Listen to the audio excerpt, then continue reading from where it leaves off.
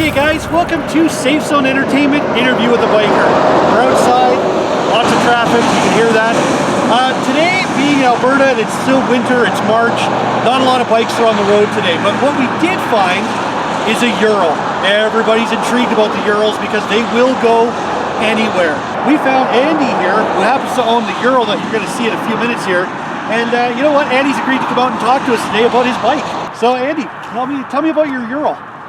It's a 2018 Ural GU, so it's the Ural gear up. It is the two-wheel drive.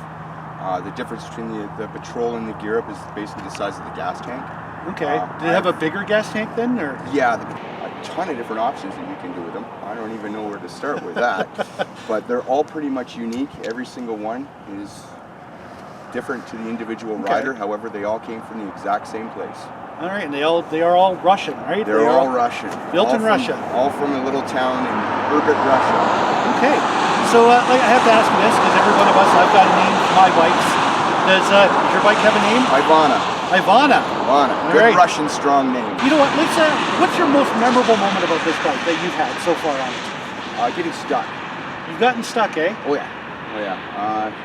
In the owner's manual, it actually says you're supposed to keep it in single wheel drive, unless of course you're on ice or mud. So then you put it in two-wheel drive, but there's been a few times where I'll push that one-wheel drive and end up having to use two-wheel drive, and then the two-wheel drive doesn't work either, so you end up pulling out the winch and start shoveling. So guys, that's something you know. For those of you that do not know anything about the Urals, they are two-wheel drive. So 3 wheels, and apparently it's a lever. Yeah, it's engageable. That engages the wheel on the sidecar, allowing it to be basically two-wheel drive. So 3 wheels, 2 wheels driving it, hence why they will go pretty much anywhere. You know what I'd like to do right now is, could you walk us around the bike and we'll point out a few things that you'd like to note on it? Where would you like me to start? You know what, let's start on the front and work our way around. Sure. Extras that I've done on it. The good old pedestrian slicer. Got to have that on there in case the people get in your way.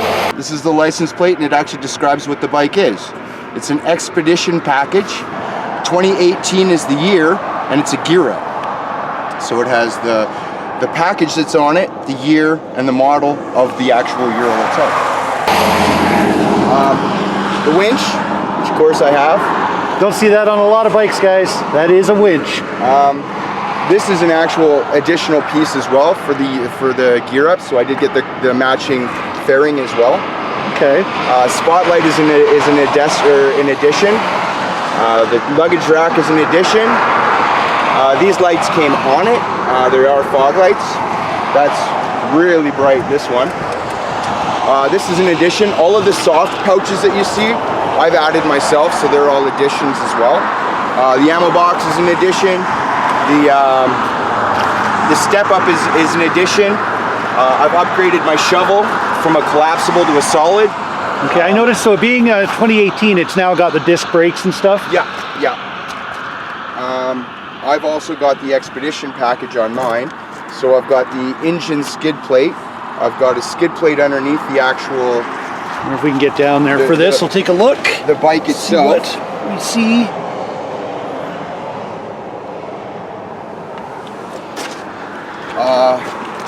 I added 2 10-liter jerry cans to mine, so I've got an additional 20 liters of gas. Gas tank's only 18, so basically I've got 2 full tanks of gas when I leave the gas station. Once again, I've added all of the softs myself. Water for camping because I really enjoy camping. I've added the hard as well. We were talking about earlier about the trunk space on these things. Yeah, there's actually quite a bit of trunk space. Mine's full right now because it's the middle of winter time and I bring a whole bunch of gear with me, but this is it's pretty deep. My tool roll and everything else.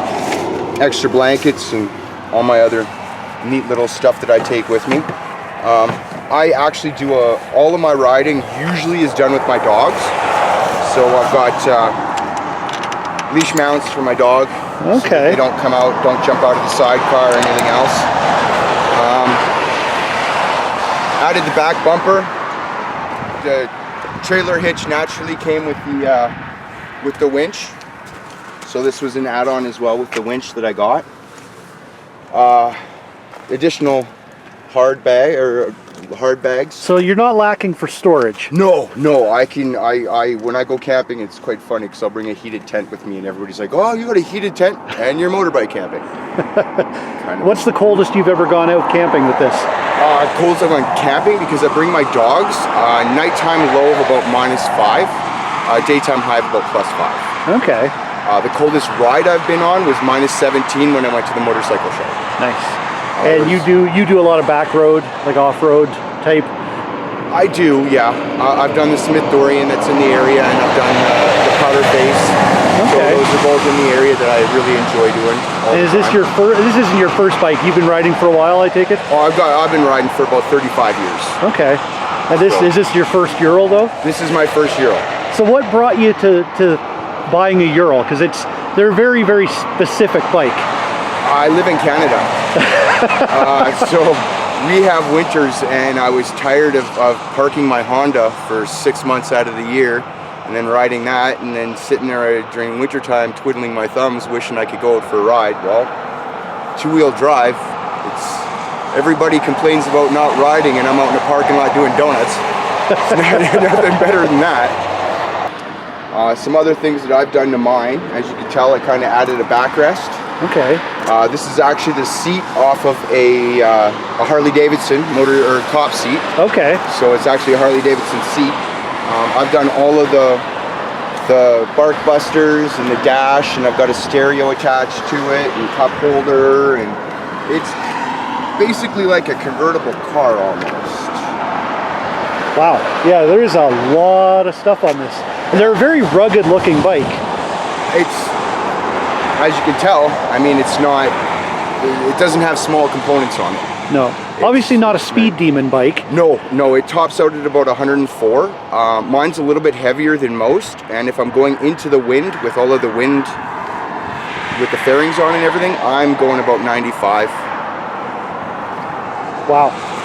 Okay. But still 95, I mean, who wants to go any faster when you got a sidecar, right? Who wants to go any faster when you're on a bike? I mean, right. I got a crotch rocket as well, so I understand the wanting to go 200K an hour, but... And how is this thing for cornering anyway? Great if you're doing left-hand turns, not so great if you're doing right-hand turns. Okay, so you got to really watch when you're doing them rights. Yeah. You don't lean it like a normal bike, so when you're turning, you're kind of doing it like a car. Okay. Where you're just kind of stationary, upright, just kind of go with the turn. It's not like a bike where you turn it and lean over to the side, which you can kind of see by the fact that we don't have telescoping forks. They're not straight fork. Oh, okay. They're bent with a cantilever on it as well for support, so it does actually steer more like a car. So, and you were telling me when we first started chatting that you actually have part of a group. There's a group of you guys that are all ride these things. Kind of. We all go to the same dealership, and we all kind of run into one another because they're pretty rare machines. So you see one out on the road, and you'll stop and say hi. And since I got mine in 2018, I'm now meet up with 25 guys. Crazy. We'll ride. There's a family ride every year. Okay. So it's just Urals, and they come all the way from Fort Mac. Wow. So it's basically almost everybody in Alberta who has one will come down for it. So I have to ask, have you been one of those guys they've caught on Deerfoot driving in the middle of winter? Yeah, that was actually me that brought you to the... That's why I asked. Just so everybody knows, yeah, that was how I ended up finding Andy. Somebody had posted on one of the pages on Facebook that, well, you know, there's some guy riding down Deerfoot on his Ural. It's December. And yeah, it turned out it was Andy. Yeah, I'm one of the guys that rides it all year round. Yeah, if you've got a bike like this, why not, right? Well, yeah, it's fun. What would be a negative if you had to pick one for this bike? Speed and horsepower. Okay. It only has 42 horses, so basically it's really underpowered. And again, it only tops at 100K an hour, and if you're going into a wind or going uphill, right. I mean, if I'm on Trans-Canada Highway, I'm constantly looking over my shoulder thinking to myself, am I holding people up? Am I holding people up? I feel like a geek holding everybody up. But, oh well. All right. Well, you know what? It's turning into a gorgeous day. It started snowing earlier today, so I imagine you're probably wanting to get a ride going in here. So we're going to end this with Andy now, and we'll let him finish his coffee, and then he can get on a good ride for the day. I'm really jealous because I wish I had my bike out right now, but one's pulled apart and the other one's not ready to go yet. And I'll be honest with you, I don't ride in this, so you know, advantages of a Ural. All right, guys, that's it. Stay tuned for another Safe Zone Entertainment, Motorcycles and Music interview with a biker.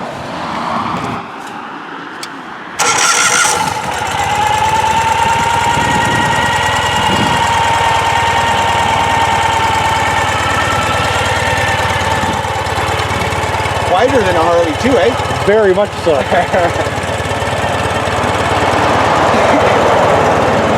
think my neighbors think I have a great bike because it's so quiet. Yeah, not waking the neighbors up in the morning, eh?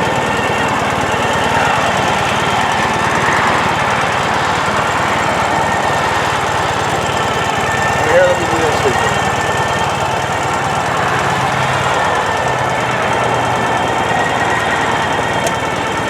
Okay, that's bright. Made the mistake of looking right at the light when you did that too.